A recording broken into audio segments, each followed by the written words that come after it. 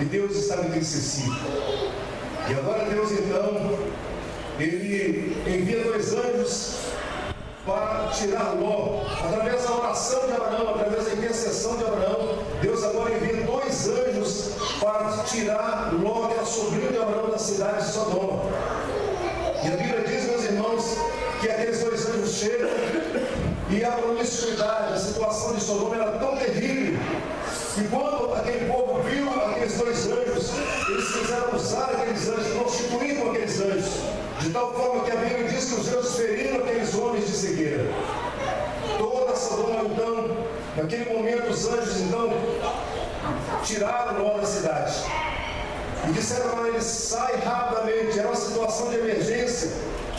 E fala que Ló, para que Ló possa chamar as suas filhas e chamar todos aqueles que vieram queridos para sair da cidade. Ló então chama os seus genros, e os seus genros acharam que Ló estava zombando deles. E agora diz a Bíblia que Ló, ele consegue sair da cidade com a sua esposa e as suas 2 filhas. E a ordem dos anjos para ele, a ordem do Senhor para eles, através do anjo, é a seguinte: não olhes para trás. E a Bíblia diz, irmãos, que naquele momento em que eles estavam na campina, correndo, fugindo daquele perigo iminente, a Bíblia diz que a mulher de Ló, de repente, ela olha para trás. O que isso significa? Que ela estava saindo de Sodoma, mas Sodoma não estava saindo dela. Aquela mulher estava totalmente contaminada pelas práticas de Sodoma, e ela não conseguia se livrar daquelas práticas assim tão facilmente, de forma que, mesmo diante daquele perigo iminente, ela olha para trás. E quando aquela mulher olha para trás, ela vira, ela se transforma em uma estátua de sal.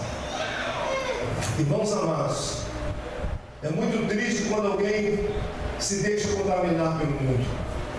Infelizmente, aquela mulher, ela teve experiência no caminho do Senhor, porque aquela mulher, como esposa de Ló, ela teve uma convivência com Abraão, ela teve uma convivência com Sara, antes de saírem para Sodoma.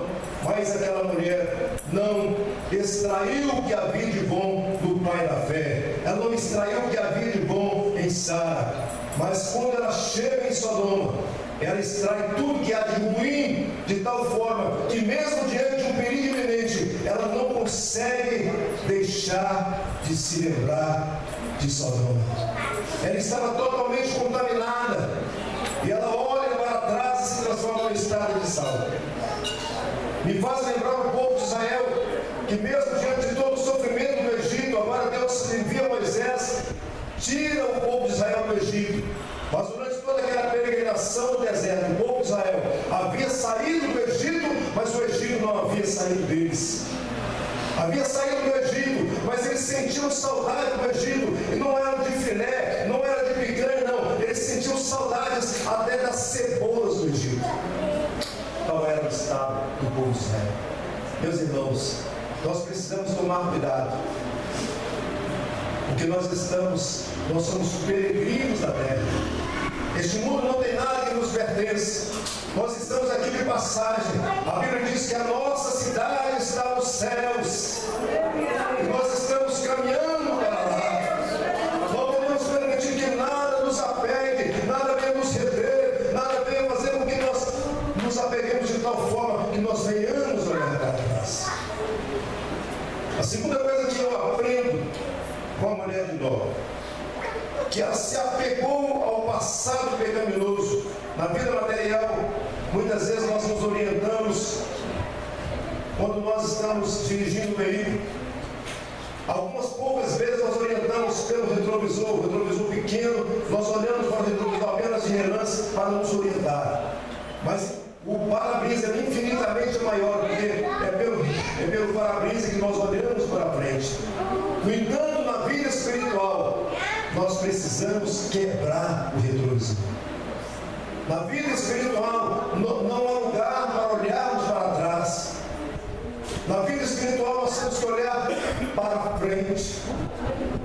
Hebreus capítulo 2, versículo 12 diz: olhando firmemente para Jesus, autor e consumador da fé. E quando nós estivermos olhando para Jesus, nós seremos capazes de fazer proeza. A Bíblia nos narra a história de Pedro. Pedro estava olhando para Jesus quando ele caminhava por cima das águas. E quando ele olhava para Jesus, ele era capaz de fazer o impossível. Ele caminhava por cima das águas de forma sobrenatural. Mas a Bíblia diz que de repente Pedro começou a olhar para o balanço das ondas e começou a afundar. Enquanto nós estivermos olhando para Jesus, nós vamos prosseguir, nós vamos romper em fé. Eu acredito que tem muitos que estão aqui nesta noite, que têm passado por lutas, que têm passado por dificuldades, mas estão caminhando por cima das águas afoitas e não afundam, porque estão olhando para Jesus. Aleluia! Glória a Deus! Não podemos olhar para trás. A terceira coisa que eu aprendo com isso, que ela andava para frente, mas o seu coração caminhava para trás.